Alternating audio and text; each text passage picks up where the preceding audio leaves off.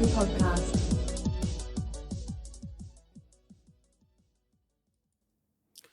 Hello, welcome to Extreme Gaming Podcast. As always, today is episode 242, August the 22nd. I am Trev as always. Trekway Trev as well, sometimes, just depends. And with me on the show today is... I didn't know it was on you. Well, that's the After Dark Hours episode, mate, that, too early for that. Grey Gamer 25 here. Been around a long time. That's why I have all these gray hairs. And we're here to talk about gaming and all kinds of crazy stuff. And also not on me is... Matt, also known as Irish Guardian or Almost Grey. There you go. A little bit going on there. Yeah. Yeah, there you go. Yeah. Salt and pepper, baby. Yeah. It's actually called Distinguished. Distinguished. That's it. Distinguished. Yeah. Distinguished, is that what we're Kind calling of it? foxy. It just looks like you were painting and you accidentally dipped or caught some paint on your stubble. Tripped over. One day I'm going to go for one of those black colors that you can wash out so it's not permanent. Just for men. All of my hair, and then I'll come on live and you'll go like, "Oh no, what happened to Gray?" Is that a thing? Is that a thing in the States? Just for men? Is that product? Yeah, they have it here too. Yeah, that's brilliant. That's like a friend of mine. He keeps his hair dark, but he lets his mustache gray. Like, I don't understand. That That makes zero sense why you would actually do that. To be honest, yeah. I know it's kind of a little odd looking, but could have a multicolored one. To each their own, boys. To each their own. Yeah. Anyway, right. So, of course, the paperwork out the way. Please come and join us at our Discord if you haven't already. It's the best place to find out about any additional streams we're doing, any changes to our live streaming plans, etc., etc. And that's discord.gg/Extreme Gaming Podcast. Or search for it on the Googles. Don't search for it in Bing, because Bing is just shit. Probably just stick to Google. Yeah. And if you come in there, you can chat gaming. You can chat entertainment with Gray and his podcast, Gray's Green Room, on the YouTube and the audio podcasting platforms of your choice. And with me to do with a bit more niche Star Trek, because I'm a bit of a geek outside gaming. And that's the Trek way, available wherever, including the YouTubes. If you have any questions you want to ask us in the podcast about any games that are coming out or been out that we may have played, or any big gaming news, who's been given the sack this week, spoiler alert, more people, hardware news, hardware reviews, because I still love the hardware stuff on Extreme Gaming Podcast, so please continue talking about that. And we started yesterday our new extra stream, just more gaming themed. Matt, Gray, and myself were on, but Gray sacked us off after about 2.5 hours for his family. So fair enough. I won't comment too much on that. Just to feed the dog. Ridiculous. Just to feed and the if you're looking at video, there's not to feed her. Yeah, we did play that, yeah. And we'll probably play that together. It'll be a game we all choose to play together until we get bored of it, I guess. But it's still fun just now, boys. We'll probably be, each week we'll probably try and do this where possible. At Wednesdays, 7 p.m. BST. And we're usually on for at least 3-4 hours. So please come along. Boys, it was Gamescom recently. Yep. Was it last night? 2 nights ago? 2 nights ago? Yeah. Yeah, I think it was two or 3 nights ago, yeah. 2 nights, yeah. Now, I was looking for news for this, right? Like bullet points to put down. And you may notice there's a bit of a shortage for me, Gray, when I put notes down. I should have put down a lot more bullet points, but the thing is, I was looking at, one of these articles that says, here are the main highlights, rather than reading every single one, yeah? So I'm reading the one that says it's got all of them, and I'm like, is that it? It's a bit shit. And people online were saying the same thing as well. It wasn't great. So we do have some things to discuss. Gray's put some notes down as well. Or who's in blue? Is that Matt or Gray? Matt, right? That's Matt. Matt's officially blue. It's me. I'm green. There we know. I'm always green. I like blue. I prefer blue. Well, one of the things I can say right off on Gamescom is when you went down the list, a lot of the lists we've already seen. It's already come out on the previous Xbox thing, and etc. and Ubisoft. So it's like, oh, okay, that's nothing new. Yeah, it's I mean, not really new news, is it? Really? Yeah, I mean, there's a couple of new rehash. things, but overall, it was like, yeah. It was rehash, wasn't it? It was like literally this event was going to go ahead regardless, so they just rehashed a lot of stuff so that there could be something and updated it a little bit. Yeah, kind of poor. Yeah, very little. Yeah. Kind of poor. Right. Oh, we'll crack through the list we've got in a moment, and you boys can jump in with any comments you got. So, the first thing I found interesting, and I've nothing against this franchise. I'm neutral on it. I've barely played one of the games, so I can't have too much of an opinion. Is the new Borderlands game, not to be confused with a movie that's absolutely bombing and doing shit, but we should talk about that more in Gray's podcast. Borderlands 4 just announced for next year. Do you think, boys, that was announced because the movie was coming out or to tie in with the movie, or you think they're changing their mind because the movie's going to kill the game before the game comes out? It could be all of those things. Yeah. Tie in or because the movie's shit. So they. Well, apparently they've been working on it for a while because they said it's going to release in 2025. So you don't just release a game in a year. So they've obviously been working on this for some time and just kept it kind of under wraps, I guess. I do think if the movie had done wonderful, they would have announced it right then. But because it's doing horrible isn't even the word for it. It's like beyond horrible. I think they figured, well, let's do something because we're not doing too well in the movie. We gotta at least say something good. No. And so they came out with it. And a lot of people are who like the games, like I do, are excited about it. I mean, I played Borderlands 2, most of it, didn't finish it. Borderlands 3, I played almost, I think, the whole game and enjoyed it. And that wasn't even, well, in the people that are really into Borderlands, I say 2 was the best of the 3. Really? I don't know. I mean, I like 2, I like 3, but we'll see what 4 is all about. I hope it's good. I need to get back into it. So you've played a bit of it, Gray. Matt, what have you played then? Have you played all the games? No. I think I did 2 a little bit, and then I got fed up because the person I played with, I'm not going to mention who they are. No. Anyway, yeah, like they'd run off and take all the loot sort of thing, and everything that's left was tripe. Yeah, that sounds a bit right. Yeah, and then they'll say, "Oh, wait here, so we could get together and do this," and they'll be like miles away already themselves doing everything. I think I've had that experience with somebody very similar. Yeah. So I remember that. I kind of stopped playing. The thing I liked about Borderlands is, besides the fact that it was funny, I like the overall what I call it, the animation style that they use. Yeah. Because it is animated, but they didn't go after ultra realistic. They purposely went after animated. It's kind of like crane style. Like someone used like cranes or something with animation thrown in. It's weird. Yeah, they do a very good job of it though, really good. And the other thing I liked about it is they get different stars to do their voices and stuff. Yeah. Like they had Penn and Teller in Borderlands 3 playing characters and who's Penn and Teller? Sorry, his Penn and Teller, the magicians, A magician? That's probably why. I don't know magicians. Well, anyway, Penn and Teller is very famous. Copperfield. One talks and one doesn't, but they had a whole thing with that. Who else? They had a few other stars that were in there too. But I like how they just kind of throw them in there. It's interesting. I've never played the DLC. I don't know what they called it. The DLC was its own thing. It was Tina's.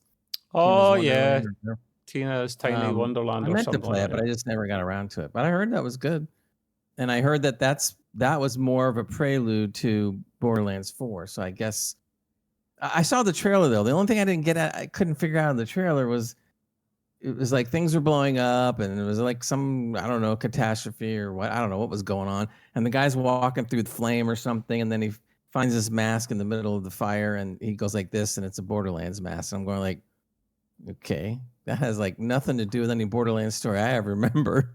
But hey, but before it was just for show. Before I forget, really, really important question, Matt, is that a cheeky rum and coke perchance? No. Hey, I'm not complaining. I've just pour me one, man. Whiskey and coke. Get it right. Oh, you put something in your whiskey. Oh, that's you get shot up here for that. That's sacrilege. It's only because it's cheap. So. Oh, right. Okay, I'll let you off then. Yeah, the other thing I was going to say Slurry. was really quick before I forget. So we talked about EGX, I think, last week, the gaming event down in London, the Excel Centre. So I'm definitely going to go to that because I've managed to get the time off for that. Matt's going. We have Scythe going. We have your pal Adam as well, right? Yeah. So there's a few of us going. I believe that the other boys will be there the Friday and the Saturday, which is what? Is that like the 24th, 25th, 26th, something like that? Is? Yeah, 25th, 26th. Yeah. Yeah, so they'll be there for those 2 days. I'll just be there for the Friday because I've managed to wangle this so that work pays for me to go down and back up if I go and work a couple of days for them down there. So you're running reconnaissance for them, right? It's just, No. They're just paying for it. No reconnaissance. Yeah, they're literally just paying for it. Yeah, and I'll pay for 1 day's ticket. And I'll meet the boys there. So if any of you guys you guys are going to shoot a little bit of video that we can put in sure. the show, right? Well, see, this is the thing about EGX. As I said before, I went years and years ago, right? And it wasn't great. It was a lot smaller back then. It was a bit meh. It's going to be a lot bigger now for a couple of reasons. Insomnia's shut down. So while that was mostly a LAN show, it had the trade show next door, the exhibition side of things. This, by the looks of it, is going to be exhibition style, but a lot bigger than it used to be. Plus, TikTok are running it, and love them or loathe them, they're kind of a big deal and they're minted, so they'll be throwing money at that. So we'll go and we're getting the priority tickets, so we get in like really early. But yeah, so cool. If you're in the UK or nearby and you want to join us, join a Discord, and then you can send a message to us and you'd be like, "Can I come along?" And I'll say, "No, of course you can." And I'll just be over here, not going to any show because we don't get anything good over here. You do, but America. Whatever happened to that robot? America's huge, so it's. Well, that's one problem. Yeah, I'd have to travel very far to see anything. But you guys get shows on a regular basis. We get like 1 or 2 a year, and it's always far away from me. And other than that, there's nothing going on. Yeah, to speak of. Mm-hmm.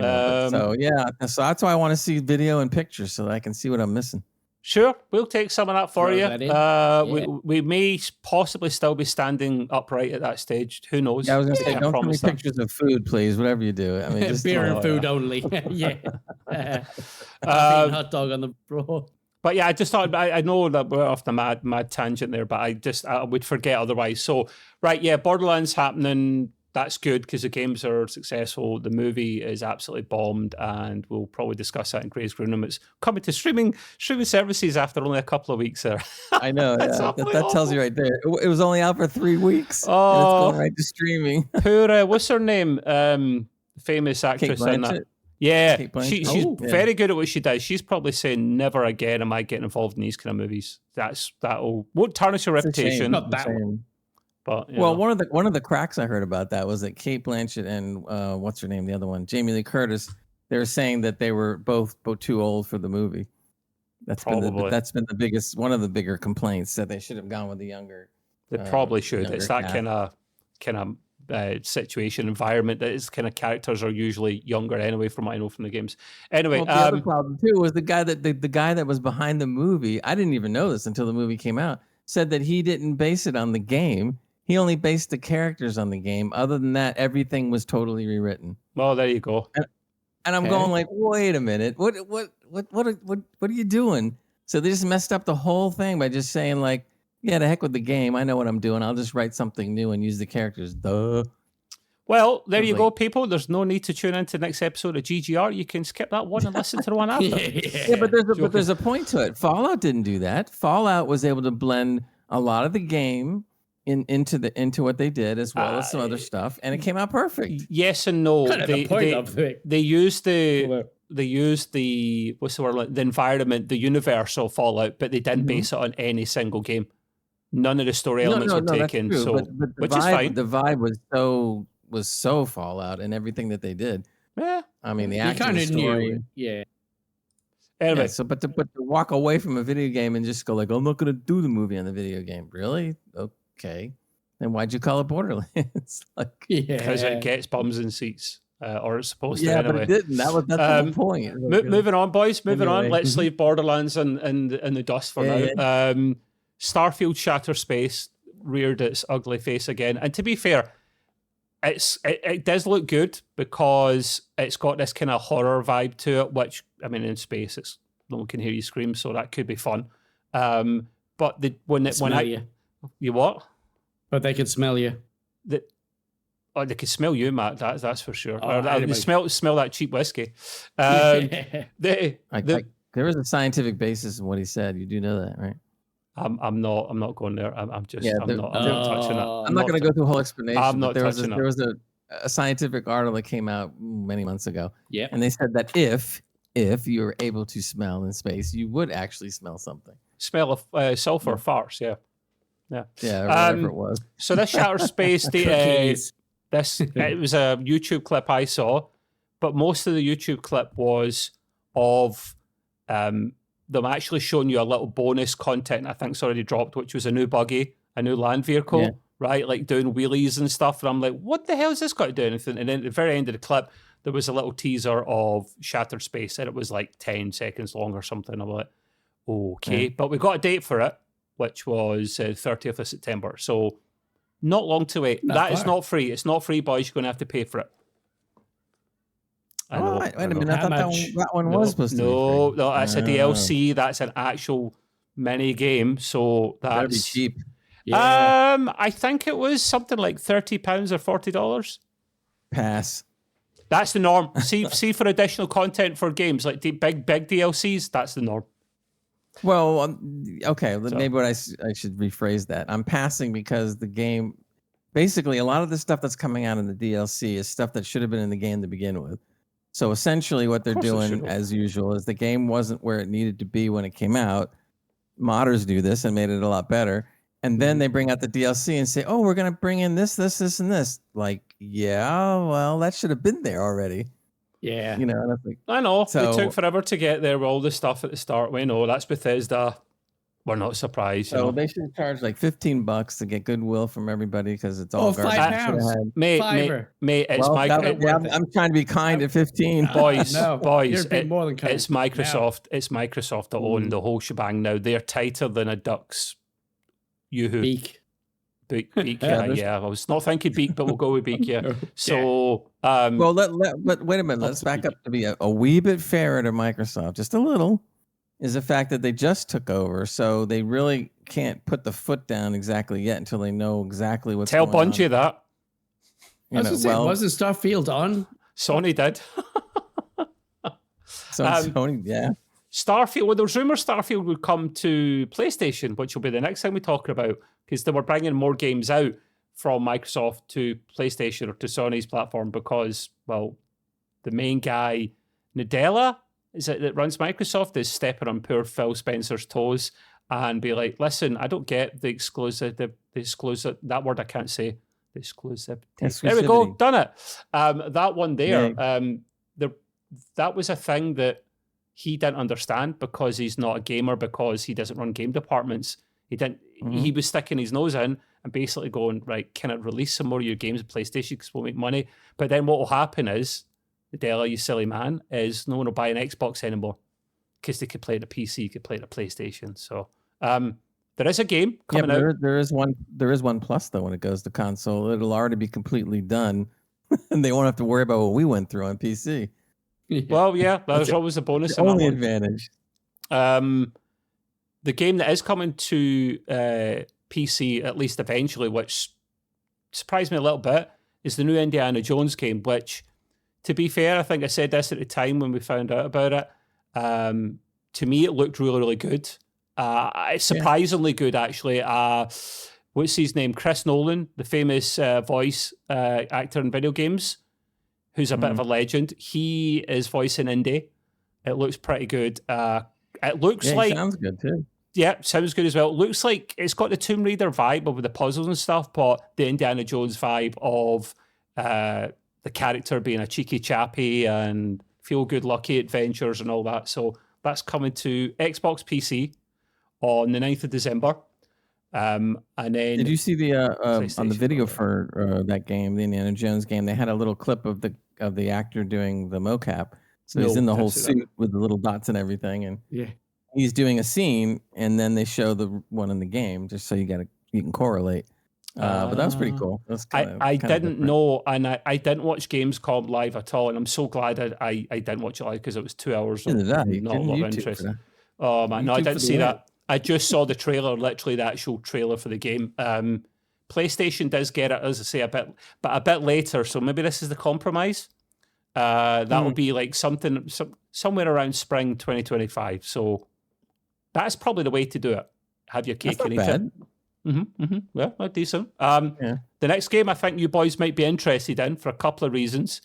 And I saw this, whatever the last gaming festival was that they had out, Dune. I always get that wrong. Dune Awakening, which is based in the Dune universe. And it's by the guys, can't remember their name, but the guys that make Conan Exiles. So I knew Matt would be at least interested in that, and possibly Gray as well, because I believe you like the movie. Early access on PC 2025, because PC is the home of early access.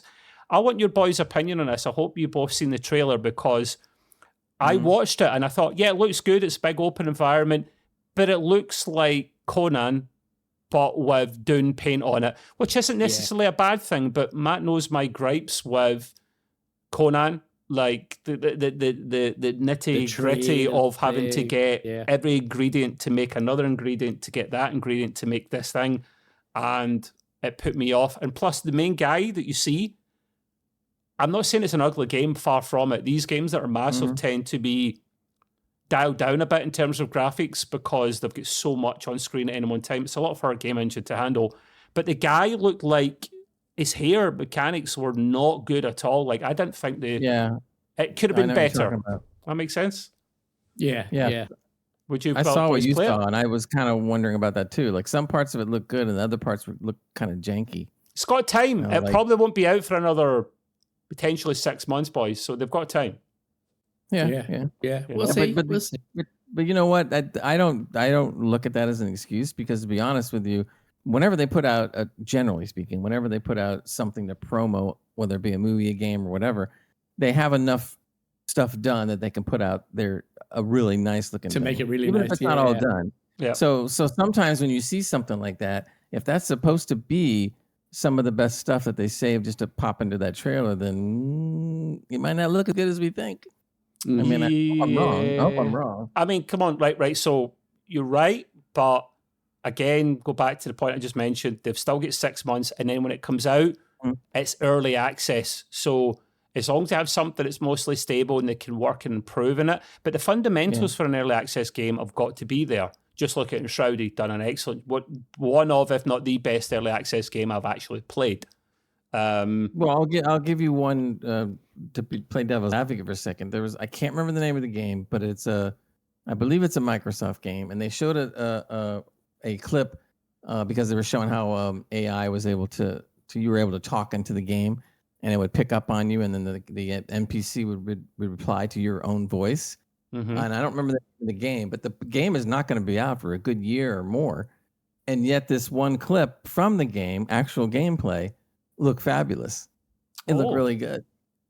Okay. So that's why you're right. We're all right in our own way. But the thing is, if that guy can do that with a game that's not going to even be out for more than a year, I'm sorry, man. If you got to put your best foot forward. If you can't, then don't show us a clip.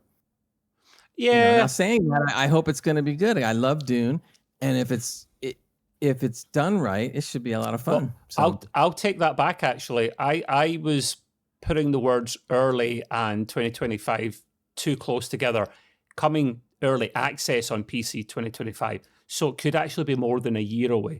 So while that sucks a little bit, it fills me with a little bit more encouragement that they'll polish things up more, which they should do. And to be fair, they announced this game, I think, back in the last gaming festival, like whatever that one was, like Summer Games Fest. And so they didn't announce it like 2, 3, 4 years before, like some people do. We had this discussion before, where I want them to announce a game a year before, at the earliest. Borderlands 4. Yeah, and then just, because they have to do it for marketing reasons and hype and whatnot. So, now listen, it's early access, which means hopefully it's a reasonable price for the PC. And of course, I'll give it a try because I like the Dune universe. I like many elements of Conan. So I'd imagine, Matt, you might pick this up as well then because you like Conan. You probably like the Dune movies. Yeah, I kind of like the Dune movies. I'm very skeptical about it with what I've seen. Right. I remember watching and I kind of like, I think I agree pretty much with Gray. You know, if you're going to show something, that, you know, you got to back it up and have the same thing in the game. Not just show us, you know, something that's painted nicely just for the... Even if they've got more than a year to go before they potentially release it. Like I've had games say this before, and then when you play it, it's you know, you just like, this was shown. I mean, the like they always say, the first impression, Matt, is the one that you have to make. And if you're gonna make a first impression that's not that great, you better not be putting it out. Exactly, yeah, and that hits hard with me. You know, if it doesn't match what I've seen, it does hold a lot of bearing on it. So yeah, but we'll see. We'll see. You know, if it's a good price or on the price, then maybe, you know, yeah. Did you think Game Pass? No, I don't think that. They're not owned by Microsoft. I think that'll just come out normal. Yeah, because Conan did come to Game Pass at one point, but that was a while after it came out. And I believe Conan, is it still in early access? No. Did it come out? No. Is it? Yeah. Oh, really? No, yeah. There's another one. Anyway, right, okay. Well, listen, Matt's right. If it's a good price, we'll consider picking it up. Fair enough. Yeah. What's what. I'm sure we can find. It's going to be an early access price. Yeah. Well, hopefully. Hey, you know who? Look at Once Human. We're spoiled. Once Human didn't cost a dime, and the game's been pretty good. I mean, it has its little problems, but it's been pretty good overall. Yeah, and Enshrouded was a reasonable price and is almost the perfect thing. So yeah, there was a couple other things as well that Matt's going to talk about in a moment that he noticed and jotted down. But I noticed something random while I was looking through other notes that you boys probably are aware. Sea of Thieves came out to PlayStation recently, and it was one of the most pre-ordered games of this year, I think, for PlayStation. It's just recently surpassed 1 million sales, despite it being on Game Pass. That doesn't surprise me. Wow, very popular game. And this is the smart way that Microsoft will do things now. Makes sense. Yeah, you can say that it really was all about Skull and Bones. Get it? Oh God, yeah. That game went so cheap in the Epic just sales. Buried that game more. Oh, it was like, was it £20 or £30? Like 60% off the quadruple bloody A game, man. That's what they get for being. Skull and Bones was Ubisoft's the Borderlands movie. It's just hilarious, man. That it bombed. Like the CEO should have never come out saying it was a quadruple A game, because then he's like a Billy Big Balls and he's just going to end up with egg in his face, and that's what happened. So there you go. Matt, there was a few other things you jotted down about Gamescom that you wanted to bring up. Yeah, well, I was kind of going through pretty much just trying to find news about games, see what else is out there, because I found, you know, some things missing. Okay. And I crept across Alien Rogue Inclusion, but it's pretty much a VR game only. Oh my God, aliens in VR? Nah, I'm out. Yeah. Nah, I value my sphincter. I value my sphincter. No. Very good. It's very family friendly. Oh, yeah. Okay. Yeah, but it's you had what's the Alien game that's Isolation? Yes, the one from 9 years ago. Yeah, I couldn't play all the way through that. I shit myself too much. Was it that long? Yeah. Been a holy smoke. And I do that now and then, and because there's you can play that through VR as well, but it hasn't got the same spec sort of thing. So I wanted like an Alien versus Predator style kind of thing, which this Alien Rogue has. Right. Or I feel that it has. Sort of thing. Feels really amazing to me. It's coming out on Steam VR, PlayStation, Meta Quest 3. Oh, wow. Okay. It's going to be in December they release it. So they have like two different ones. You got the standard and you got the deluxe. You can also do a pre-order. What does the deluxe version come with free toilet roll? Yeah. And a No, free, you know what it does most of the time? toilet to sit on. When they charge you $9 extra for a soundtrack. Oh, wow. That's, really? Yeah. It's usually always that. It's a soundtrack and an art or book. a skin. Or yeah. That's it. Or a And skin that's it. That's all you get. Like, oh, thank you. That's hilarious. Yeah, but the prices are £33, £42. Right. Okay. That's definitely something I'm going to look into. All right. Because it's my kind of thing, and you go around with a pulse rifle and all that. Bang. So I'm looking forward to that. Okay. And I probably will try and stream it. And hopefully you can't hear me shitting myself. You know what I'm saying? Yeah. I'm going to shit myself. We'll hear it. We'll smell it. We'll probably feel it as well. Scratch and sniff. Here we go. Smell-o-vision, man. That's what we need. Yeah, that's it. What else have you got for us? Also, Mafia, the Old Country. Which, I like that. Is that starring Grey? Yeah. Definitely. Okay. Yeah, in Nice. Sicily. I'll play that. Playing with his lemons. Yes, my ancestor. That's it. So it's coming out next year. There's not really a date when it's actually. It looked good. Put a real date on it. Yeah. So it's, again, Hangar 13 that's gone for about 2K are on there as well. So this is actually based in Sicily, not like the New York usual nonsense. Brilliant, love it. Except for the third one. I thought the trailer or whatever was good on it. It was very good. I mean, if it holds up. Yeah, I don't know whether the story is pre the rest of Mafia or whether it's after. It's probably going to be in the, my guess is going to either be the late 1800s or early 1900s. Yeah, it does say 1800s, which is quite okay. But it looks good. It's really good. Interesting. Yeah. Those when you're talking about the Alien VR game, that reminded me something I was going to mention, but we saw a proper trailer for the new Batman game only on Quest 3, and Shadow. that looks Shadow. Yeah, it looks fantastic. Yeah. I must admit that looks really, really good. So yeah, it's VR only, isn't it? Well, VR only and Quetta. I've literally invented a new franchise new one. there. It's your new Quetta from Quetta 3. Yep. Trev's Deals. There you go. Trev's Deals. I don't buy in from Trev's Deals.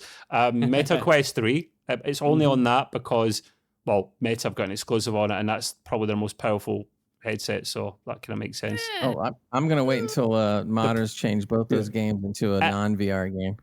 Matt, it is their most powerful one. Their Pro headset has got some bells and whistles, but it doesn't have a more powerful chip in it. Are you sure? Yes. Maybe you should buy it for me so I can test it out. Oh, okay. I'll buy one for Gray as well. No problem. Yeah, send it this way. No problem. Get the credit card out. Come on. Gray with a VR headset on. That would be hilarious. Well, if any of those companies are listening to us right now, send it on. We're happy to sponsor you. That's right. But yeah, so Gamescom was a bit of a. Can we all agree collectively that it was a bit of a meh this year and a bit of a letdown? Yeah. Yeah. People went to that as well. I know one or two people that went to that in Germany. I'm like, should have just went to the beer houses. They went to it because, come on, man, the name is cool. Gamescom. They do have a cool name. Yeah, and they got a goodie bag. True. It's the biggest game. It's the biggest game festival in Europe. So, if you're worth your salt, if you're worth your salt as a gamer, you go to that kind of thing anyway. Right. Okay. So moving on. We saved this from last time. At least one pod, if not two, because it deserves at least a few moments, if not more, on it. And that was a discussion Gray wanted to mention regarding AI in gaming, which is a fascinating subject. I purposely not done much research on this because I want Gray to tell us what he knows about this, his opinion, and then we can chat about it, and I'll go into this just raw and fresh and tell you what I think. Go for it, Gray. Yeah, because I want your opinion.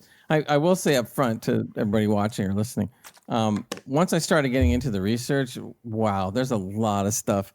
I'm hoping to actually make this a bit of a series, so maybe we'll do a couple more segments on this because you already have Gray's Mod Corner. You're going to have Gray's AI Corner as well, man. Why is this the Gray Show? But I still got Hey, some man. corners to go. No, because I want your opinions on this, because this is Okay. something that everybody's taking seriously, and there's people on one side saying that they think it's going to be fantastic, people on the other side saying we're all going to lose our jobs and it's already happening, et cetera, et cetera.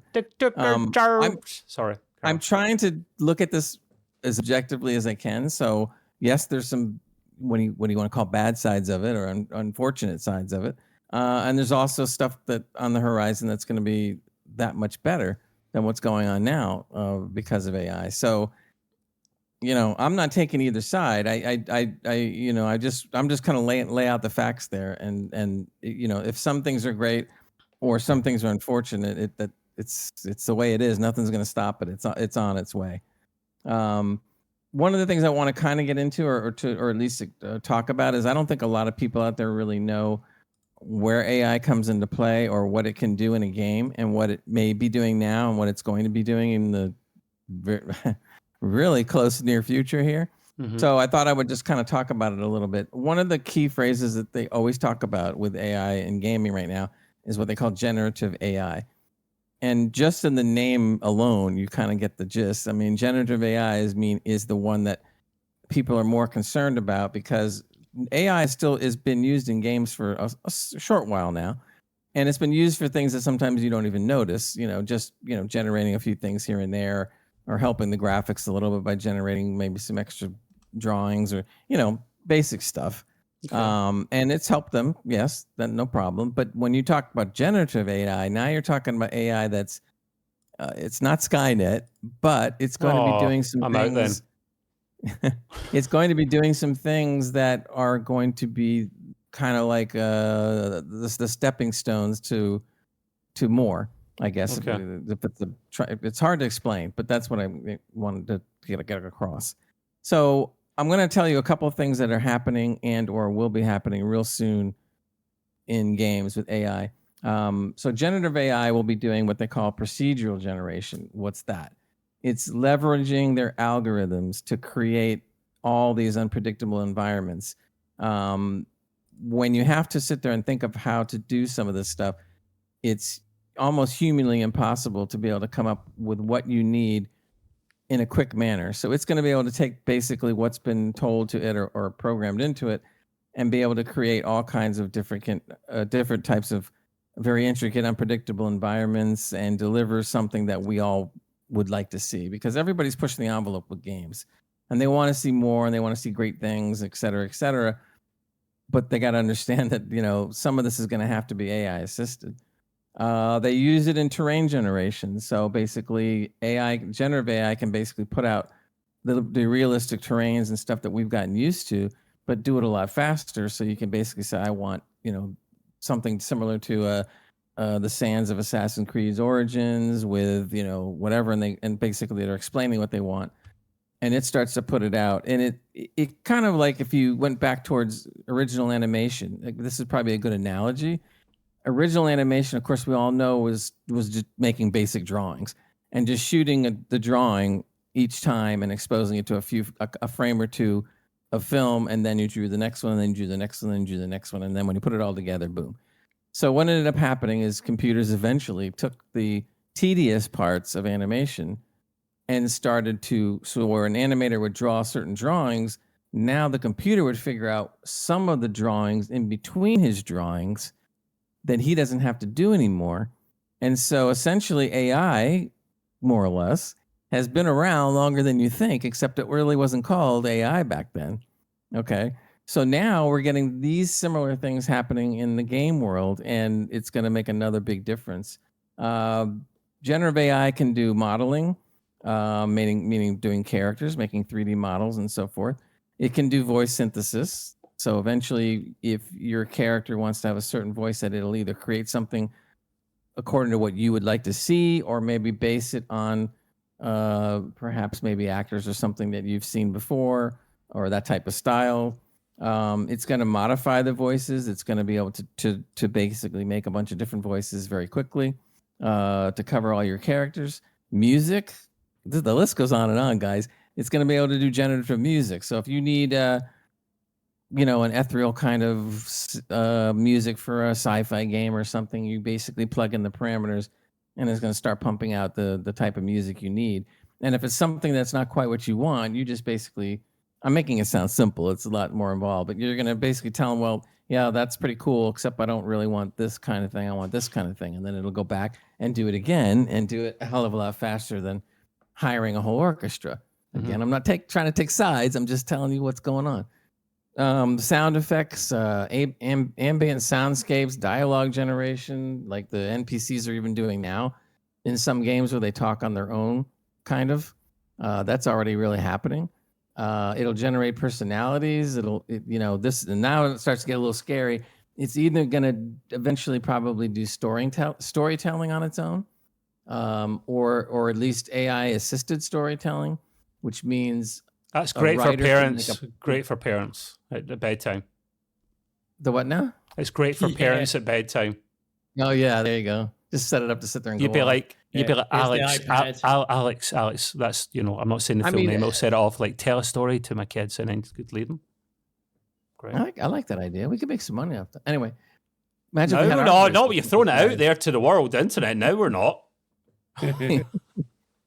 Well, basically, imagine a writer putting a plot in with some basic story elements and then walking away and let the computer fill all the rest in. I'm not saying it's a great thing. I'm just saying we're headed that way. Even more so, they're talking about generative AI creating whole quest lines, entire quest lines. And I'm like, wow, that's getting it starts getting a little wild. Yeah. Now, when I started reading all this, I started researching, and I started thinking of what's been going on in the industry, where they're laying off a bunch of people. And no, the AI is not the fault for laying off all of these people. There's somewhat of that true, but they're being laid off for lots of other reasons too. So I don't want anybody to think it's just the AI to blame.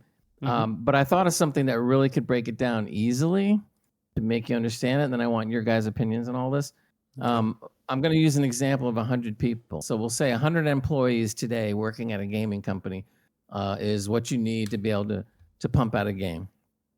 Out of those 100 people, the best of that bunch is about 50 people. They're a little higher echelon. They know what they're doing. You got your top 50 out of that. At those 50, you have your 25 elite. So those 25 elite are the ones that take it to the final steps, et cetera, et cetera. Well, now look at it this way.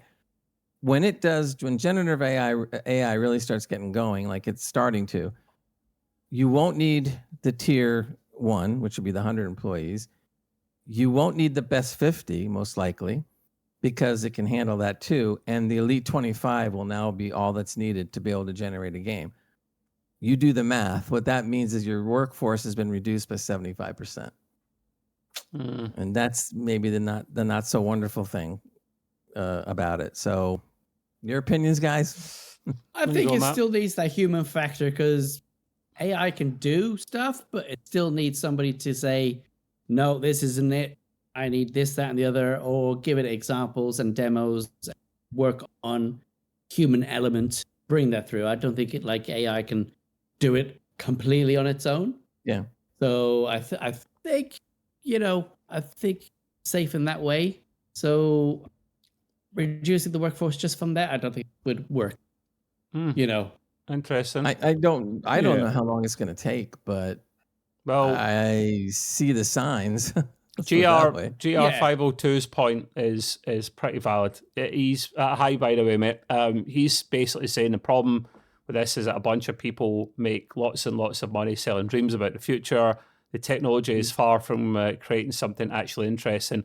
And I'll get into a rant about that later on, about the gaming industry charging more for things. So I'll try giving you the short version. Otherwise, we'll be here all night. For me... Well, that's why we can talk about it next time. we could if there's more content, of course. For me, there's no getting away from AI, right? The way we know it these days, right. the modern take in AI, that's the way AI should have been for me back in the day. When people talk about, and sorry if I set this off for anyone, Siri, Alexa, that kind of thing. If people set that off, sorry, if I set off, I'm really sorry.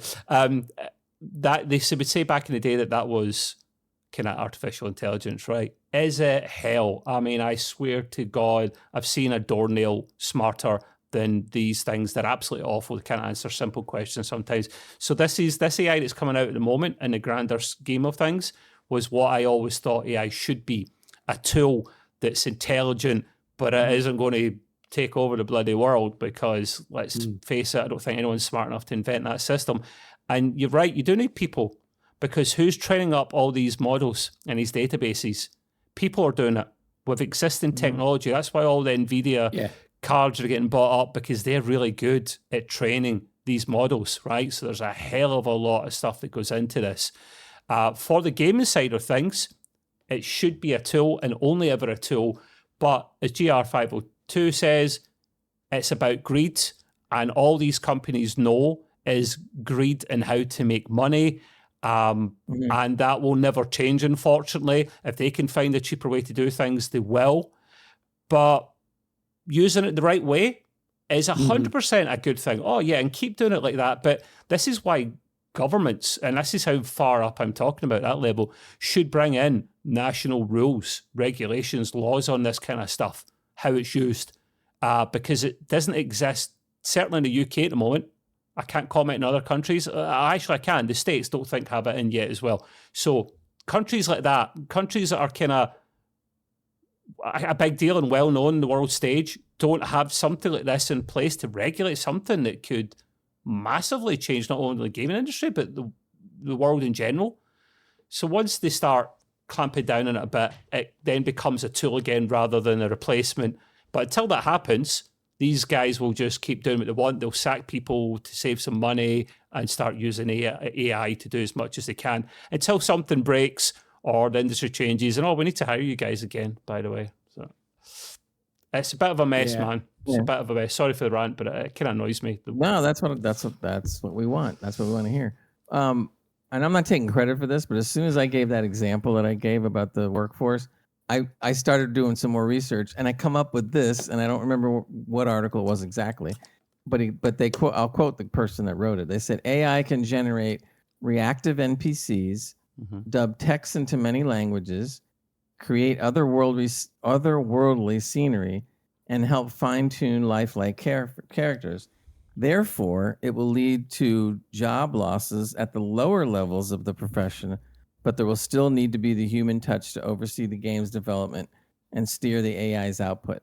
QA, yeah. That's exactly what I said before, and except that they're putting it more, business-like and plain. So it may not be a fun thing that people will be getting laid off because of AI, but it's going to happen. There's just no two ways about it. They are going to use it to do the lower level end jobs, and they're going to keep their elite to steer the game, write the game, make sure the game comes out right on the other end. So you're going forward. I can see you needing at minimum only 50% of the manpower that you put into it now. Great. There's some examples of. I say that and then I can't think of the titles off the top of my head. There's some examples in the gaming industry recently of not the low end. Well, the low end will be in there, but the kind of mid to higher level of it with making these games. And what I mean by that is they're actually starting to use this AI to, like as you touched on before, do significant parts of the game. So a lot of the character dialogue on the fly, it'll be like an actual natural, real kind of person talking to you. It can adjust to your questions, your comments on the fly. And that's a little bit scary, but it makes it more believable because, as you boys know, I like story-based games. As long as it's not bloody Hellblade 2 level, my God, I know I ranted about that before and I'll keep ranting about it, man. Jesus Christ. That was like too realistic. I was like, I would like to play this. This is a video game, is it not? Or is it a video? It is a video, right, okay. As long as it's got a nice balance. Like near you. The Last of Us, God of War level, perfect. That is absolutely perfect. Yeah. But that's the kind of examples I'm thinking about, boys, there. I like the storytelling element of it. And AI could be used to help with that, but not at the expense of people's jobs. There was that game that Kojima was working with Sega on. Was it Sega and Microsoft Azure, the cloud service? Or did I make up the Sega part? but it's going to be some massive game. And we're thinking it's going to use the cloud and AI in some respect to start shaping these games. But there'll always be schmucks that have to steer it, as Gray said. Not only steer it, but quality assurance as well in it to make sure it hasn't made a big gaffe and got everyone sacked because they said or put something into a game that shouldn't have been there. So you know what I think might happen too? It's kind of like the large warehouse type stores versus the small brick and mortar places. Originally, when the big stores came out, it pretty much wiped out all the brick and mortar. Well, guess what? The brick and mortar shops are starting to come back now. Not as big as they were, but they're starting to come back, and people are seeking out the smaller places now. So if that were to apply to the gaming, you might end up seeing like other hits similar to what we've seen in Enshrouded by much smaller groups of people, but doing it the old way. What's a good example of that, Gray? The guys that brought out London Fallout. Remember we talked about it last week? Yeah. Small indie studio that I'd be interested in playing some of their stuff because it was bloody good.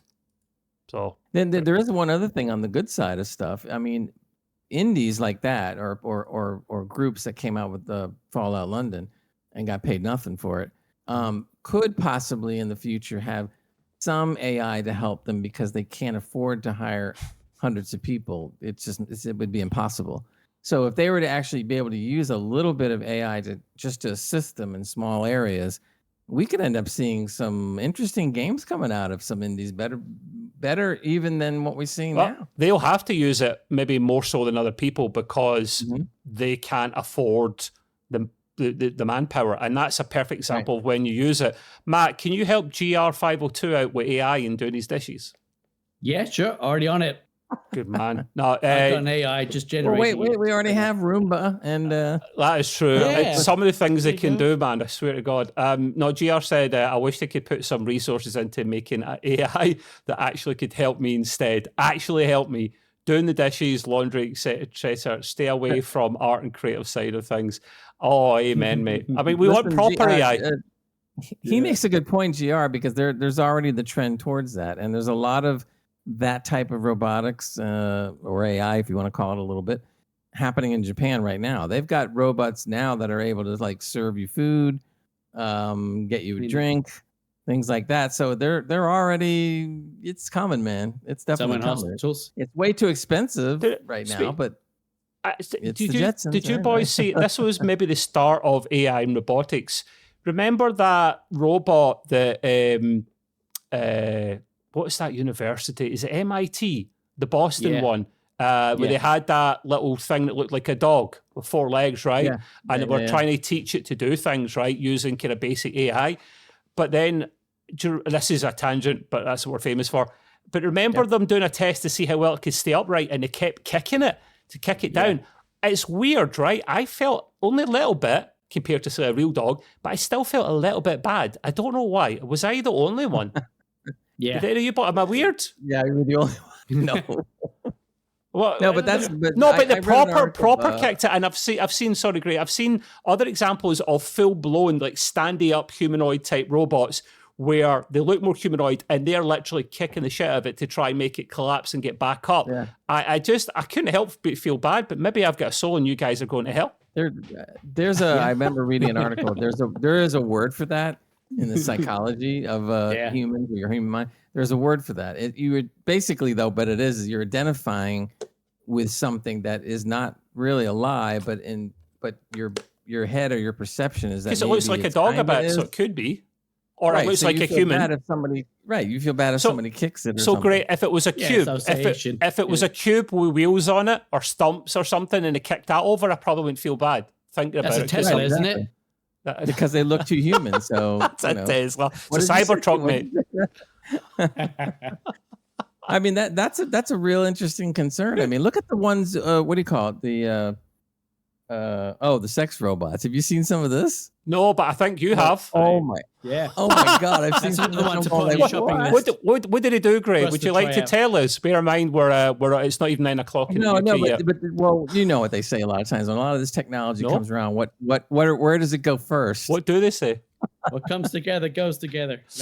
Yeah, there you go. I actually genuinely don't know where you're going with this one. What is your point? Yes, you This do. is, Yes, no, you I do. don't. Like, what about the sex robots? What, they can do stuff for you and? Yeah, pretty You much. can put that with a VR. Go. It's not a blow up doll anymore. Let's put it that way. Yeah. Now they're going way past that. But the funny thing is that sometimes these industries can push the technology for all the other industries, which is really, it's interesting. It's a little weird sometimes, but it's interesting. Now I know not what to give you for your birthday in October because it sounds like you got at least one of them. I don't think so. Any more points on AI before we move this show on the road? I'm gonna cover some more in some future podcast, but because there's more to it. But that's the general gist. Oh, Matt does. Things that are happening. Matt does. He's blue boy. I've gone that little extra step. You're turquoise. You're not blue. Pushing You know that's turquoise. It's not blue. We have to rename things. Yeah. Okay. Yeah. So I've seen certain AIs being worked. I think a lot of us have seen the Matrix demo 5. Oh yeah, Unreal Engine 5. Some of the characters there were AI based, so you can actually say certain words to them and they'd react to it. Where you're like, oh, you're in the what? You kind of have to convince them that they're living in this Matrix world and they should follow you and stuff. There's also one game called Origins, where you're a detective working with bots and all that stuff, where most of the characters are AI, and so they respond to what you ask, tell them, sort of thing, which is quite in depth, even though it does kind of so there's one of them. I don't think I've seen any ones that take over a main character or storyline. I don't think it could do that. Another one is having flight simulators, space simulators, including Star Citizen, where some people have gone to a co-pilot assistant AI where they'll, through I thought traveling. you meant Microsoft Copilot. Sorry. No. Right. Yeah. So they would, speak to this AI and it'll act as a co-pilot, but it wouldn't have actually any functions. Wouldn't start your ship or say, what's the best way to do this, that, and the other. It'll just talk to you. And, it'll be part of that kind of ambience that builds up that atmosphere, that you're actually in a ship and, there's something there. You're not just, okay. Sort of thing. So it kind of fills the air. And it works nice, but Star Citizen developers don't like it because some people think that it's kind of cheating. Well, I can see that. But because it hasn't got any input to control your ship or anything, I think it's nice. It's pretty good. It kind of, it gives it more atmosphere, which I think see more in certain games. So I think AI helps in that kind of way. Yeah. So yeah. So used as a tool then, basically, not to actually sack people and lose their jobs and take over. Exactly. Yeah. I think that's the best way for it to go. Okay. If it's going to go any further, I think you'll lose a lot. Yeah, you do. Okay, interesting input there, Matt. Except for the kinky bots. I would like to be able to tell my co-pilot to file the full ship, right? Yeah. I can just go like, hey, plot a course to whatever. Yeah, exactly, yeah. Before Matt, you go on to or actually maybe you multitask or do it after your point on sim games, but you have voice activation on your mic, I think. I don't know if Gray picked up on that. So if you're in a position that you can turn it off without breaking anything, or you can do it later on. I don't know if it's Discord or his mic, mate, but just because basically when you talk too soft, which you do because you're a very gentle soul, it's off. It will, is it? Gray, did you pick it up? Anyway, it doesn't matter. Anyway, thought I'd bring it up just so you know. It might be Discord or the mic side of things. Discord, yeah. Welcome to Tech Hour. But anyway, you can do it later, man. Better? It's I've just done it now. There you go. Good man. There you go. That's how quick he is, ladies and gents. Very good, man. Make sure, because he's got a new mic, you see. AI for it. Yes, I do want to say that Matt's dulcet tones are really good now since he got that new mic. He's got the same mic as Gray, but it looks way better because Gray's got one of the little bobby hat things Harry on Muff over it. Yeah, so That he kept for his sex bot. I just need to get a different color, so I don't have just black. But you look like one of the Queen's guards, King guards, with those bloody things on. I was thinking about maybe like have our logo on it. You know how they do that in the. You can get them made. Yeah. You can get them made. And to be fair, you took it off last time. The top of that mic is, and you sounded fine. There was not many and Matt sounds okay as well. I went back and listened to the podcast though when I was tweaking it for to put out on the services, and I could definitely hear it. There's no doubt. Oh, it wasn't horrible, but it was definitely there. It annoyed you. That's the main thing. Matt, you wanted to bring up sim games. I'm interested in this actually because I'm not for or against them. I'm neutral, but I'm interested in the subject. Yeah, I was looking at there because I like my sim games, as we all know, from Arma to Silent Hunter to U-Boat, that type of stuff. So I was like, oh, what else is there? Oh, Euro Truck Simulator. Oh, what is that U-Boat? Are you going to talk about that? I've seen you play that a few times. Which one? U-Boat? Yeah. Yeah, so it's like a better quality World War I, II sub simulator. Okay. It's more in depth, but it's still in the same era. There is another one called Cold Waters, which is more up to date, modern era, but it's more of a point and click and then do your thing, and not really a, first person or right. Manage the sub and the people in it. Where U-Boat is. Okay. It is kind of like longish because you have to go out and do patrols, look after your seamen. Somehow I knew you were going to do that. There's a lot of seamen there. Anyway, yeah. So it's good. It's very in depth. Yeah. So yeah. So I was going through, what else is there? I've flicked across a few channels and I saw some people playing shop simulators and cafe simulators. Oh. And I was like, you know what? I'm going to try this. A couple of. When is Matt Simulator coming out? I'll buy that. I'm already playing it. Yeah. Wait, I want to interject that I saw Matt play the two different games because I was doing something and I was watching his stream. Yeah. What it one? was interesting. What one? Like we were having fun with it because we were laughing, man. Some of the things that were going on. Yeah. So the first one was a demo. I think it was like about £6 to £12. Called the Supermarket Simulator. For a demo, £6 to £12 for a demo. No.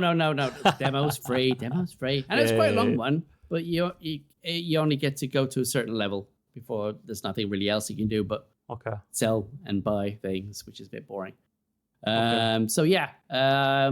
With this one, the first one was me just running around because there wasn't really a tutorial. It was like, here it is, go at it. And I was like, well, this place is empty. I'm guessing I need to buy stuff for it. So there was a little piece computer on the corner at one of the corner rooms. So I went in there and I was like, oh, I'll buy this and the other because it gives you money. So I bought some flour and stuff, but typical stuff. Put it out on the shelves, and then people will come in once you're open and buy the stuff, and you have to keep it restocked. And then you got to upgrade your supermarket, which is quite fun. It was interesting. I think there was a few issues with the game, like having. I think you could co-op it. What is inflation in there? It's got to be if it's realistic. There is, yeah. Getting charged far too much for food. Yeah, I think after a certain date, there is an inflation thing which you have to keep an eye on. Best before date, sell by date? Not yet that I can see. That's in the DLC. That's in the DLC. Yeah. That probably would be a DLC if it was EA. 50 quid. So that was quite interesting. It's not Microsoft that are selling it, man. Steady. Yeah. So then there was another one, which was just called the Supermarkets, which was a free game that's been out for a little while. Okay. And I think I went into a public server because I was like, oh, maybe there's loads of different shops or whatever. But then it was just like, you have the shop and others can help you. It's more of you will get people just coming in and spending your money and then dropping out or beating you with a stick, with a broom. which this one was Oh, doing. that was great. I was watching this. That was hilarious. Yeah. People are coming in the store. They're not really doing anything. They're just standing there. So Matt just grabs a broom and starts hitting them. Get them out of the... Did they leave? Did they leave when you done that? No, that's what the weirdest thing is. It's not a very good simulator then, is it? Yeah. They're taking the punishment and they're just going to like hit me again or something. I was like, yeah, hit me, daddy. It's more of your dog talk again.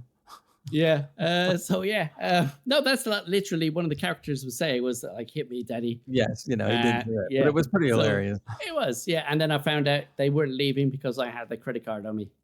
Which I totally forgot about. So this one, you had to keep your store on. You had to keep the prices, conditions in the right area, upgrading, and you've also had thieves as well that you had to manage, and a huge tree to unlock. So it's quite good, and it's very free. Okay, very free. So it's very interesting. What's that one called? What's that one called again? The free one? Supermarkets. Just supermarkets simulator. You'll know this, Matt. Being in the UK or even when we were back home, you probably still have seen it on TV. Supermarket Suite with Dale Winton. Oh yes. Oh, yeah. Right. I went on they have that the new version now over here. Gray I was the audience. Gray knows the idea behind it, even if it's called something else by a different presenter in the States. You literally, I think they hire a supermarket for the day. And they stock it themselves, so they just buy what's there, and they say, right, here's a trolley, you've won so many points from whatever to go round a store, you've got this time, go for it and fill your boots. That fascinated me, that show. I don't know why. The concept's really easy. I used to love it at the end, because if you, like you said, it depends on how much time they have as to how they did in the game. And how much you can fit in a trolley. So big items would take up more room. Yeah, and special things that you had to find with clues. Yeah, that was right. That was it. That would tally up all the points, and then you could get to keep those in it. So what would you do? Get the big things that were worth more? Or would you be creative with stocking things up high? Oh, what a show that was, man. I remember throwing all the alcohol in there. I don't know which one I was watching, but I know they had a mass money quick or something. So the guy goes straight for the meat counter, and he's throwing in steaks and roasts and everything. Yeah. Smart man. Smart man. Good man. You can freeze that. And then other people just stick their arm on the shelf and just go like this, whoosh, into their car. Yeah, but you've only got one trolley. So once that's full, you're screwed, That's it. Great. And Matt, as well, you mentioned the U-boat one as well, simulator, which sounds interesting. How much is that? Is that early access? Is it an old game? No, that's fully out now. Okay. It is, if I can I remember. So if it's a simulator game, then that means the game's free, with the DLC is $400. Yeah. If U-boat was £24.99, but I got it on sale. Got it in a sale. There was a sale on, so I bought it. I think it was like for £15. I think I bought it from. If it's a realistic simulator, no, £7 I bought it from. Yeah. If it's realistic simulator game, then surely that means that they lost the war. Sorry, I had to get a war joke and it had to be done, man. Yeah. Oh, it has to go down. Matt's not telling you all the funny stuff though, because I'm watching him. Yeah. And he's at the counter, and these people are coming in, right? And he's buying. He's trying to keep up. He's only one employee. Him. Oh, we're back to the supermarket. Grocery store simulator. That was the first one. That was on the boat. And he's like selling the stuff. And then he decides he's going to open up a second counter. And I'm like, because he's still only one employee. So he's running from counter to counter to counter, checking out people that are coming in. And these people are like sitting there going like, like, what's going on here? You're not checking me out. Well, just a minute, I got to run to the other counter. Take care of those people. We got a live Zacco boy in the chat. Hey, Zacco. Hello, Been a while, mate. Hey, Hope you're well. Hope you're well. We're missing you here. We are. The simulator games are interesting, right? They really are fascinating.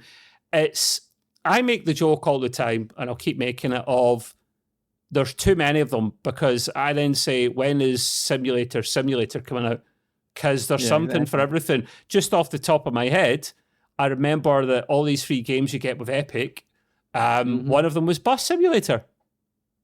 Yeah. So I was just thinking, like you would have to be a bus a swear word, and one of them, and have the Neds at the background playing the loud music and annoying the old grannies and stuff. The drugs, The drugs, So there's loads of them. Some of them are generally crap and some of them are fun, like Matt just discussed there. So why the hell not? Why the hell not? I wasn't thinking that was supposed to happen in this game, but it was pretty funny. It was even funnier when a new load of groceries came in. So then he had to go out and bring the groceries in to stock the shelves in the back, and also come out to the front to take care of the 2 counters. And hit people with brooms and stuff as well. Yeah. Yeah, so the ones with the brooms was exactly, Supermarket Together. And the first one was Grocery Store Simulator, which is a free one. But a really good one, which I really love, which is hilarious, which I am going to buy again, is Crime Scene Simulator. Oh, I've heard of this. So, it's fantastic. I played the demo and I loved it. It's hilarious. It's funny. I gotta watch that.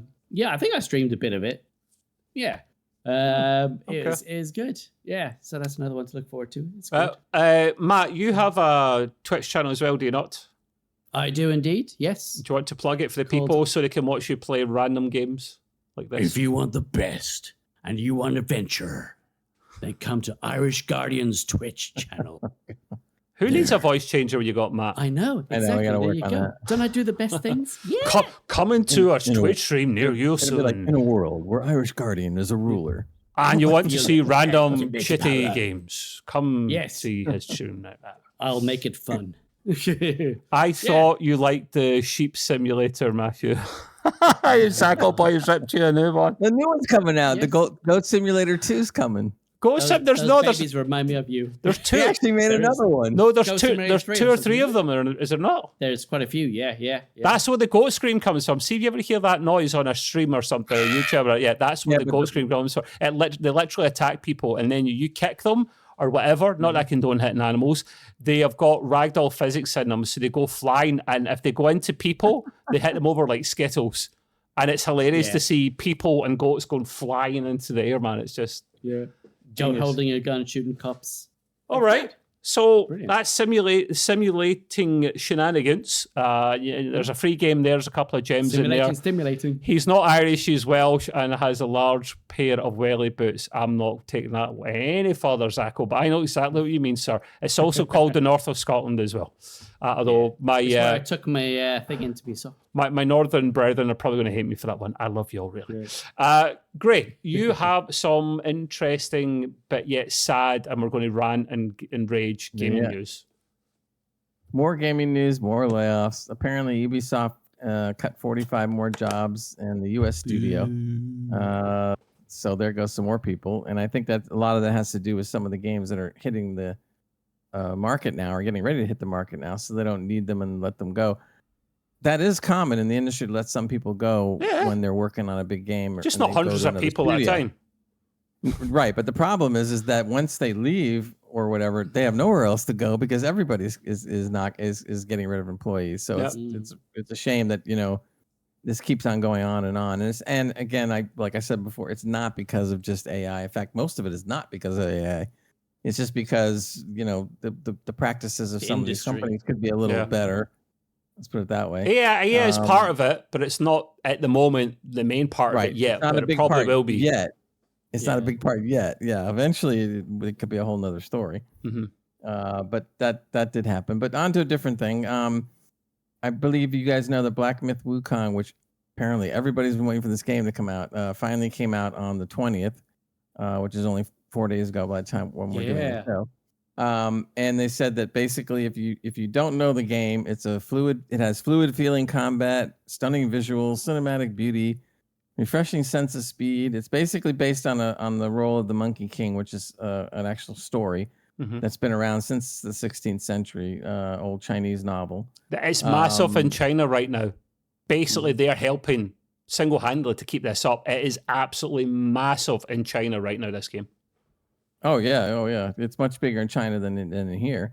They said that the trailer alone that they showed the preview of the game got 10 million views in no time.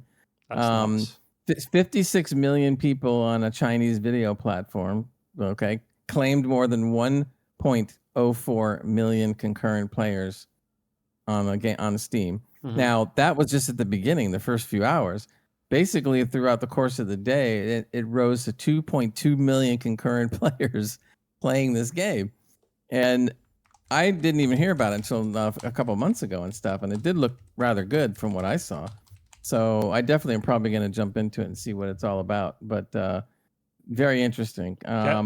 They said apparently this is what the other thing that was a little unbelievable. They said the production cost on the whole game was only $50 million. That's good And for I'm a game like that these days. That's When games very when low. games can cost 200 million plus, like sometimes. Oh yeah. Now there has been, as usual when this happens, there's been some accusations that they weren't exactly using, labor exactly right. In other words, paying cheap. And that's part of the reason why it probably was only 50 million. Although that isn't the only reason. So there are reasons that they were able to keep the cost down. But I was still surprised at 50 million for a game the way they're talking about it, what I've seen. So, but apparently from everywhere I've been looking, they said that the game is phenomenal and people are having a lot of fun with it. So we will definitely get into it at some point, or one of us or all of us, and then we'll let you know what we hear, and that'll come on a future podcast. But they're going bananas on this game. There's some downsides of it. Sort of a joke, but not really. Although it's Jesus, it is mostly good, but there are some issues because at the moment it's on Steam, not an Xbox yet, which is really weird. PlayStation as well, is it? It's not. It's got some glitches on PC, which are game breaking. It's probably been fixed by now. There was one guy that was trying to get to. He was on one of the boss characters, and he kept falling through the map. He tried multiple times, and it took a while. And this boss, he gave up. So I hope they literally patch that and fix that, because the game does look brilliant. Yeah. People were saying it's kind of like Souls-like. It's not really. It's got that vibe of it a bit. I can see a bit of that in there. But after listening to other people's reviews in this game and seeing a little bit of gameplay, I see a small resemblance to the Souls-type game, but not bang on. It's kind of its own thing. And it does look fascinating. We've got so many games at the moment to play. Some are free, some are... I still want to play more Destiny 2 in between Once Human and the 10 other million things I've got going on in my life. So there's a lot going on. I haven't finished Enshrouded. I haven't finished. That's a problem. So I won't play it anytime soon, purely because it's a AAA game and it'll cost a few pennies. But I'll possibly get it when it's at a cheaper deal, or one of the other boys may get it and we'll talk about it. So, by the way, just to make a quick note, they said that it's not likely to come to Xbox anytime soon. So that means, why do you think that is? Like, Xbox is technically a more powerful console than PlayStation. They're not going to do that for some time. That translates to me at least a year or more. It's weird. But they're not Microsoft, so they're probably just decided they want to launch their actual games. So interesting. By the way, one thing I meant to say something, because it's the game I really like. They are coming out with a new Sniper Elite in 2025. I didn't even hear an announcement about this, but it's going to be Sniper Elite Resistance. That's not in the notes. You can't talk about it. I have to edit that out. Sorry. I was like, I'm so happy, because I was just like, what? That just took me by surprise completely. So I was just like, yeah. So that's going to be fun. Yeah, I saw you mentioning that on the chat, and I was like, wow. Yeah, so I had a quick glance at it. It looks brilliant. Love the Sniper Elite franchise. So yeah. There's those in Sniper Ghost Warrior I love. What I do like, though, is in Once Human, just as a side note, the sniper play in Once Human is really good. I'm having fun with it. I was like surprised, because sometimes, a lot of times in these games, they treat snipers as kind of like a cowards. It's there, but we don't really care. Yeah. But this is good. In Once Human, I'm shocked. Gray likes hiding back at the back of the map, or the back bushes of the situation, out the way, out of danger. But here's what happens when you guys are about to get your butt kicked. I just put a bullet right through their head, and you're good now, guys. Where were you when I was getting my arse handed to me? Nowhere to be found. He was looking through his scope, watching you laughing. You were off chasing a bloody bus or something, whatever it was. A truck or whatever. Buses in Once Human are very interesting. Yeah. I was going to say something, but yeah. So Black Myth Wukong does look interesting. I'll get to it at some point.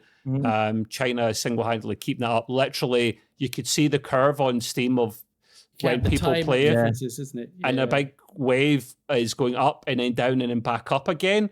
And that's literally when the Chinese are going to bed and then waking up and just playing it again, which is hilarious. Another PC, another game coming to PC, which is interesting. Now we're on the kind of the theme of PC stuff, which I don't think would happen because it's been a while. Final Fantasy 16 is coming to PC now. That one came out in PlayStation, was it last year? Wasn't as popular as people thought it might be. Mm-hmm. And some people say it's because they're kind of going away from the kind of old traditional turn-based style that they used to have. I used to play some of the Final Fantasies way back, but I don't like RPGs now. See this, you've got to plan your attack, XCOM type thing. It's not my cup of tea. Oh, the turn-based type of thing. Turn-based. Yeah, I don't like that. Are they going back to that? I think maybe rumors they might try that because basically they were remaking 3 games, weren't they, from back in the day. 16 was one of them. 15 was another. I'm not a Final Fantasy expert, guys. Sorry. Yeah. But this coming to PC is a big deal because 14 was in PC, but was 15? I don't know. But it will be released just around the corner, September 17th. And there is a demo available right now in Steam. So you want to go and fill your boots, see if it's any good or not. It's demanding. So it struggled when it was on PlayStation. Hence why we need the bloody PS5 Pro right now. I'll buy it. Do you notice why do you ever think about Final Fantasy never has a final game? Oh, Jesus. Oh, where's the red button? Where's the red button? Oh, Graham Norton, the Graham Norton button. Last game, Oh, your jokes. Just about their fantasy. Your jokes are getting worse. They're aging me. Your jokes single-handedly have aged me 10 years. Yeah. No, I'm trying to have you catch up to me. That's why. Oh, right. So, yeah, I didn't have a hell of a lot of gaming news. It was more the stuff we're talking about Gamescom being a bit. A ton of gaming news. No, look at the categories on the notice, my man. Look, there's one thing. See, no, we were all talking about the Gamescom stuff before, so I'm not taking credit for that. Matt's got some more interesting stuff, man. He's got all the stuffs today to tell us, which I know about this, but I forgot to bring it up, Matt, so thank you. These games were brilliant back in the day. I loved them. Yes, yeah, absolutely. Yeah, fantastic. Max Payne 1 and 2 remake by Remedy Entertainment. The devs are in agreement with Rockstar Games. There's no release yet, but they're looking at a 2026 release. So I think, it's still like that because I did have to recheck because I looked a while ago. I want to put in the notes. Matt, can I ask a question about that though? Is when you say remake, not remastered, right? Yes, remake. So remake means actually doing the game over again, practically. Yeah. Well, that's interesting. New engine. New shenanigans. That's cool. I'm hoping that they go back like with the storyline because I think what was the one that they did for the PC? What was that? Max Payne 3? Well, yeah. The story is basically his family were killed by like people dealing with drugs gangs, and the story element was brilliant and top of the bill at the time. I generally loved the story behind it as well. Yeah, it's a great story. Detective that loses his family.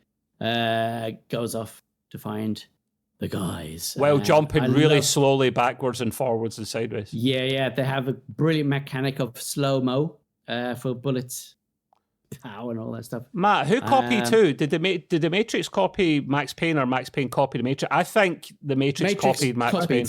Yeah, because Matrix wasn't even around back then. Yeah. This is going out. This is early 90s? Too, wasn't it? Yeah. Early mid-90s. So they're going to release it on the PlayStation 5, the PC, and the Xbox X and S so far. Don't know about the price. I'm sure it's going to be up there. So it's like two games together then? Yes, yeah. Why would they do that? Companies like to make money. I'm always cautious because that's too generous. What are they up to? Number 2 is going to be DLC. No, one's going to be crap. I think what my theory would be they're doing both for 2 reasons. One would be it's cheaper to do both at the same time as opposed to one and another. And the other thing I'm thinking is because even though they are remakes, they're still were older games. So I think they might release both at the same time to give it more of a value. Yeah. And it's possibly that it's not going to be on the Xbox Pass. So maybe it's just going to be one of those premium games. But we won't know until nearer the time. But I'm going to keep my eyes and ears on that one because I heard an announcement that everything's coming to PC Game Pass. You know, why? And I hope they keep it dark. As the originals Why not were. the third one as well, Matt? Like you were don't like mentioning the something third about one. that. Yeah, because it is more holiday style, wasn't it? Bright colored, blooming, what do they call those Hawaiian shirt nonsense? It just didn't have the depth to the originals. Okay. Was that a continuation of the story, was it? Or was that a separate thing? Was he still trying to get revenge for his family? It was so good I can't actually remember. I don't remember that. My memory's so bad. He was still a detective. He was an older guy, wasn't he? The same reason for every game. Just keep on, you know. Yeah, exactly. Yeah. But yeah, it's just like it was good to play, but it lacked a lot of story and charisma that the other 1 and 2 have. So I'm hoping they keep that or even make it more so. Me too, Matt, because please. I genuinely did love those games, and I've forgotten about Remedy and Max Payne. Like they were so good back in the day. Genuinely, like I would maybe go back and revisit them before the remake come out because I was that fascinated by that. But we'll see. Yeah, watch this space. Max Payne 1 and 2 coming out. Yeah. Well, not soon actually. Just jumping and rolling everywhere. I think we should plan a special for 2026 on this. We should do that now. How many pairs of trousers and jackets you think Max went through with all this diving about and bullet time and stuff? He must, those jackets that have got. This is why they made Primark. These shoulder pads you can get and elbow pads and stuff. Yeah, he must have needed this. He had a nice leather jacket, man. And diving about floors is not good for your leather jacket. Just saying. That used to be I do it half the time. That's the cheap whiskey, mate. Accidentally that's the cheap whiskey, mate. Yeah. That used to be the running joke years ago when the Incredible Hulk came out in comics, right? Every time he would turn into the Hulk, of course, all his clothes would rip off, and he just was left with the purple trunks or whatever it is. And it's just like, wait a minute. Now, how do the purple trunks still stay on him all these times? I mean, where's all this material coming from? He goes plastic waste, isn't it? He goes to Target or the clothing section of Walmart and gets really cheap stuff again. No, I remember in the movies actually, the Marvel Avenger movies, that Tony Stark, being the genius that he is, with not only technology but fabrics as well, must be good by sewing machine, would give him these fancy, basically trunks, shorts that adapted to his size, and I believe probably Ant-Man's the same as well. Technology so that he was normal, but as soon as he hulked out, they didn't show his bum crack because that would be embarrassing. This is something that we need today because that could be great. No matter how much you lose. After a Christmas dinner, man, they don't go. Oh, yeah. Yeah, they just adjust and you're good. All right. I'd buy that for $1. Yeah, that's right. Me too. More likely a few $1,000s, but hey. Yeah. Boys, time to get your seatbelts on, strap in, right? You might need to. One of Trev's famous rants coming up. Which I'm sure you'll agree in, but you won't rant as much as me because I'm just a moany SOB.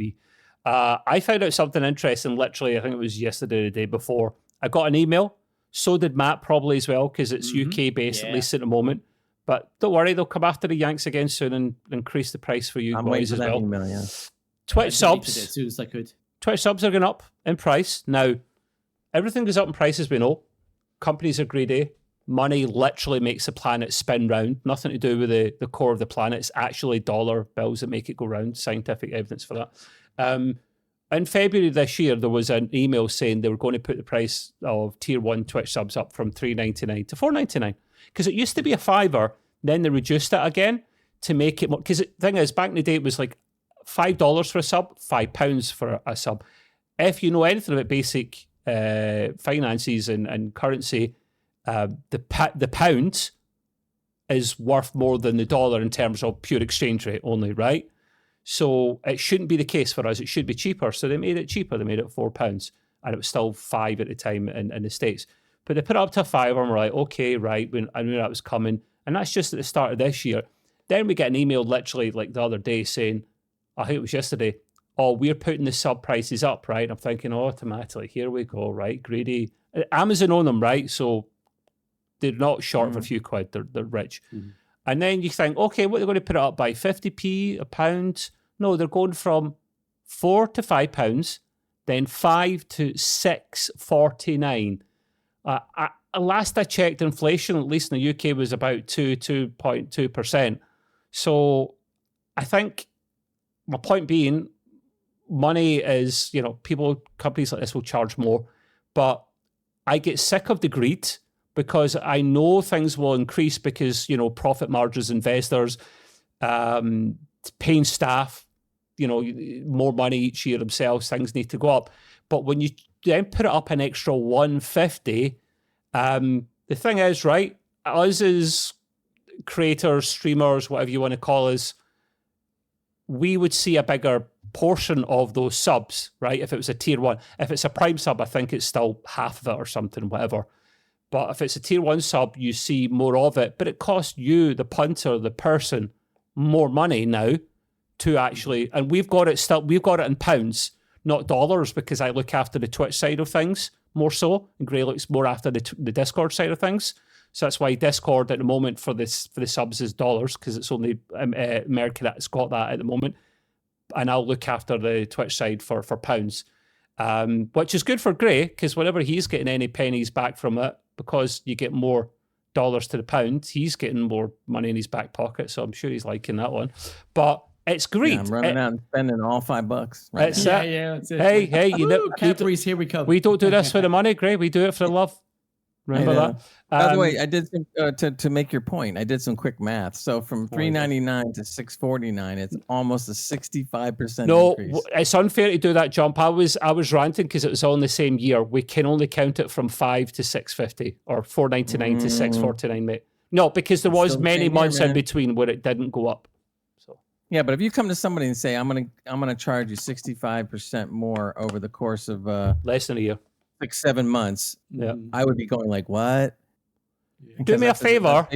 Happen. Do your math from $4.99 to $6.49, because I'm really shit at math, right? Really, you do that for me, right?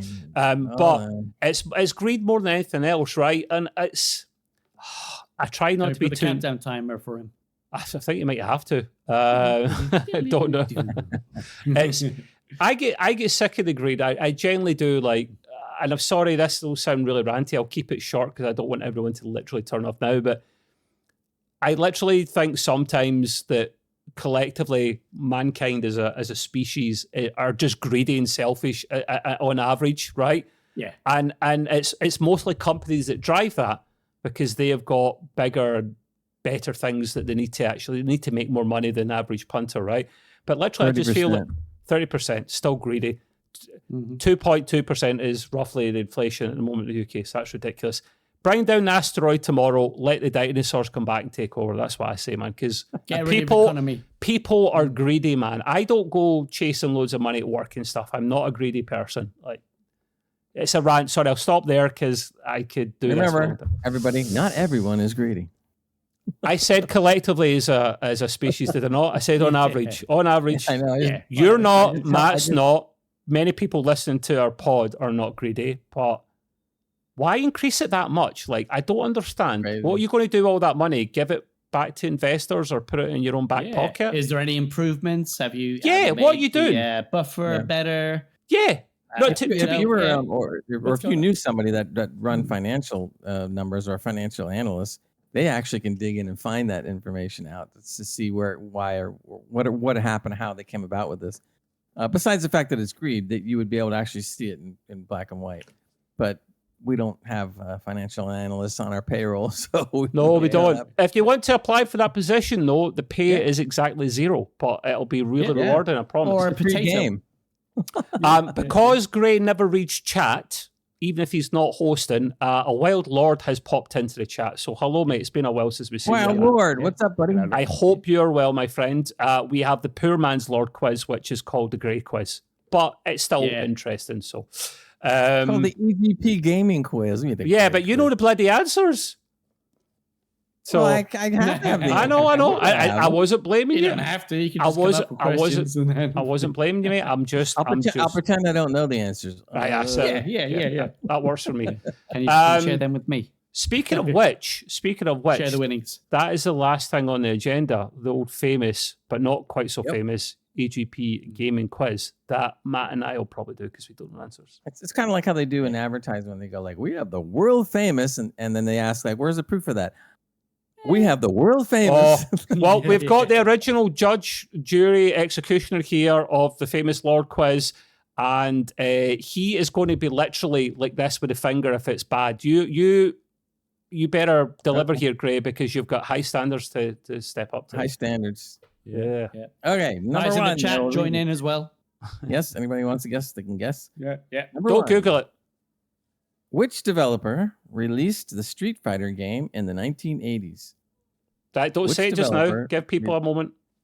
Yeah. Which developer released the Street Fighter game in the 1980s? Matt, don't look at the chat, even if you do know the answer. Don't look at the chat. I'm watching you. I'll Eyes share up. the winnings. Right. My guess is... It's not a guess, I know. Capcom. Yes, yeah. I remember it coming up on the screen. And the answer is, and of course, Lord said it, and so did Zacko Boy. Capcom. Oh, see, come on, Lord, come you on. you ask us tougher questions than this, man. See what I've got to put up with. Yeah, we start out with not so tough, and then we get you're to the building tougher up. one. Right, okay. Go. Yeah, Right. Suspense, Go for it. We need to put on suspenseful music, question. by the way. We really need to. Yeah. We will soon. We get AI to do it. We're moving up on the scale. We will have all. I'm getting AI to replace Gray, man. What you said? Yeah. There you go. I am Gray. In fact, wait a minute. He He might be AI. No, the funny Jesus thing Christ. is, we make fun of the fact that like if you replace me with a robot, what do we always say? We always say, and the problem is that the new AI all sound exactly like me. Well, this is it. How do we know he's not AI? And I can't believe you said. I know it's even more scarier. I can't believe, Matt, you said you'd replace him with a sex bot. Jesus Christ. Quite interesting. Oh, that's for sure. If they patterned a robot like that off of me, it would so that you weren't going to have. Why is any he short circuiting? Yeah. Oh, that's the X-rated version of Short Circuit, the movie, I think. Anyway, next question, please, good sir. Okay. Oh boy. Second question: how many different colored ghosts were in the original Pac-Man? How many different colored ghosts were in the original Pac-Man? I'm going to guess 3, but I'll let other people. 4. Right, okay. 4. Oh, Zacko, don't say that. It means I'm wrong. Zacko says 4. You said 3. Oh no, Matt? I'm wrong. Matt, what do you say? It's 3. It'll be 3, not including the yellow one, which is obviously the main. Is it yellow? He's yellow, isn't he? Yeah. Well, they didn't specify, so you got to have an answer. No, 3. So I can't. Right, so 3 and 4, and Lord and Zacko Boy both say 4. I'm wrong. The answer is ding ding ding ding 4. Yes. Ta-da. Damn. All right. Very good, guys, especially in the chat too. All right, this is the harder question now, or I guess the hardest of the bunch, whatever. All right, number 3. Chuck E. Cheese was originally founded by Nolan Bushnell, who also co-founded what video game company? Toy Story. Chuck E. Cheese was originally founded by Nolan Bushnell. Don't look it up on Google. Who also co-founded what video game company? We got a clue in terms of when that came out to give me an idea at least. No. You don't know, or you won't give me a clue. I don't know, but besides that, you're not getting any more clues. Sorry. But do I know something? I was thinking exactly the same, but I think reason being because that game is pretty old. That game is pretty old, so it's probably something like that. Like screw it, Atari. Yeah, I'm going Atari as well, man. Yeah. All right. Sorry. Well, remember, Chuck E. Cheese is still around. We have Chuck E. Cheese's over here in the States. Oh, wait a minute. Is that an old video game or something you eat? No, Chuck E. Cheese is a like a kids gaming kind of center. place, isn't it? Yeah. You go I thought it was an old game. Shit. Yeah. No, I went to one when I was. The franchise is old. US. The franchise has been around for a long time. Yeah. I have no clue. It can be. No, did you say no? He said gaming company. They're not a gaming company. Atari. They were a hardware manufacturer. They were. Yeah. I have no clue, mate. I have no clue. Okay, so the answer is Rockstar. Atari. Is it? Did we say Atari? We guessed that we got it right. They do make games, but I think they were mostly a hardware manufacturer back in the day. Yeah, but they said at that time it was a video game company when it came out. So I'm glad I didn't say Commodore. I didn't know this either because I knew Chuck E. Cheese, but I didn't know the guy who founded Chuck E. Cheese. Here's the interesting thing, right? They're bringing back the Atari. So, oh God, I never remember. It's the 2600 and the 1700. I want to say. They're bringing 2600. Actually, in this question, they to be technical, it was the 2600. It's they're bringing this back as I don't know if it's like a emulation thing, but it was on the news the other day, the gaming news. Like a little, it actually looks like one of the old consoles, and they're bringing that back with one game included, one of the cartridges. It will take the original cartridges as well. And it's got it's got the classic it's got the classic controller, but it's wireless and it's got HDMI in the back instead. And it's going to be like £100 or $130, and it's out. I want to say October or November. I'm so tempted to put that in the Christmas wish list. It's only the price of 2 games. Oh, yeah. But see, for me, right, while that console's classic and all, it was a friend of mine that had it. I didn't have this.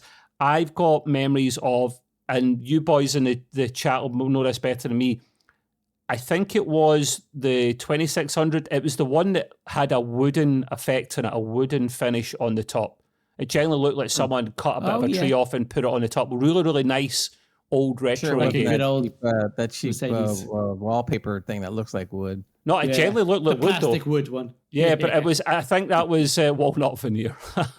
But it looked epic. And I just love some of it. I'll tell you, I've got. I think I said this before because we got a bit of time to kill if need be. I bought one of the gaming arcades from Arcade 1UP, who are pretty famous, and it was the Atari one that's got Asteroids and a bunch of other games in there as well, which will be brilliant with a little roll ball thing. Can't wait. But another one I want. Has it not come yet? Wait a minute. No, it's there. It's there. Yeah. Is it? Yeah, trackball. You'll be a king at this, man. Yeah, Greg, when you come over, you get go. It's got Wi-Fi built into it, so you can get a leaderboard going. I got it so cheap. It's normally about £500. I get it for $250. Still in the box because I'll be looking to move flat soon. And I don't see a point in building it up and then taking it down, so I'll leave it in there. But I'm looking at other ones from my collection when they go down in price. And I'm thinking something like the Pac-Man special, where you got all the Pac-Man games in there. I know one of the best ideas for those cabinets are fighting games. And it's tempting to get like Marvel versus Capcom or something, but I don't like fighting games. I generally think they're dull and boring. I love the stories behind like Mortal Kombat stuff. I watch all the like clips as a movie, but I'm thinking of, if you boys ever see a good price in one of those kind of cabinets, let me know because I'm all over that. I love that shit. I won't let you know because the shipping from over here will be hell. Oh, but you might still see something in the news. You'll be not every time something comes out, it's just in the States. Only sometimes. Sometimes it's worldwide, like the new Atari. But yeah, anyway, that probably brings us to an end all the same. I want to thank my lovely guests for being lovely and a little bit silly and immature and rude sometimes, but I apologise. And we will be back next week as always. I think it's in a couple of weeks' time. Gray won't be joining us for personal reasons, but we'll either do something pre-recorded or it'll just be the Trev and Matt show. But very rarely do we miss a show, so it's all good as far as I'm concerned. Or we can put the greatest hits. The greatest hits. Bring back the best greatest bloopers. hits. Yeah, bloopers, exactly. They would be banning us.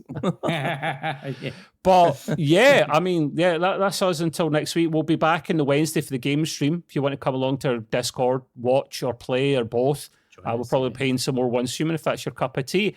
But until the next time, say goodbye to the people, boys. Catch you all later. Goodbye to the people. Bye. Ciao. I don't want to set the world on fire. I just want to start a flame in your heart. In my heart I have but one desire, and that one is you.